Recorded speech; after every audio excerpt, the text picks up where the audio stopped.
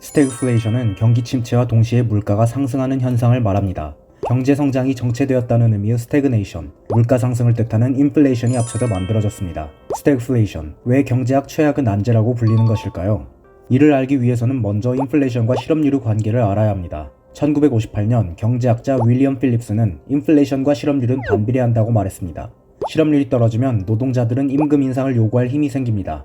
임금이 오르면 수요가 늘고 이에 물가도 오릅니다. 반대로 실업률이 오르면 수요가 줄고 물가도 주춤한다는 것입니다.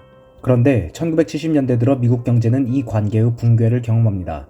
경기가 침체되는 한편 인플레이션도 심화된 것입니다.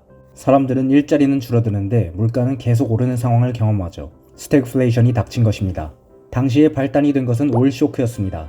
1973년 4차 중동전쟁에서 미국은 이스라엘의 편을 들었는데요. 이에 중동의 산유국들은 석유 감산에 더불어 미국에 대한 수출 금지로 복수합니다. 반년 동안 유가는 3배 가까이 뛰었고 사람들은 폭등한 연료비 탓에 소비를 줄입니다. 그런데 동시에 물가도 오릅니다. 오른 연료비는 기업의 생산 비용 부담도 키운 것이죠. 따라서 가격 인상에도 불구하고 기업 실적은 악화되었습니다. 이는 곧 고용 침체로 이어졌습니다. 일자리는 사라지는데 물가는 계속 치솟는 상황이 닥친 것입니다. 스태그플레이션의 악명은 그 심각성뿐만 아니라 해법을 제시하기 어렵다는 점에서 비롯됩니다. 경기 불황이 닥치면 정부는 기업과 가게에 돈을 빌려주고 국가적 사업을 벌여 일자리를 창출합니다. 그런데 이때 시중에 풀린 돈은 물가 상승을 부릅니다. 살인적인 인플레이션과 치솟는 실업률 사이에서 옴짝달싹 못하게 되는 것이죠. 그렇다면 스태그플레이션은 왜 발생하는 것일까요? 케인즈주의 학자들은 오일 쇼크와 같은 급격한 비용 증가가 원인이라고 말합니다. 반면 통화주의자들은 오일 쇼크는 뇌관에 불과하며 시중에 너무 많이 풀린 돈이 그 원인이라 말합니다. 실제로 스태그플레이션을 해결한 것도 강도 높은 긴축 통화 정책이었습니다.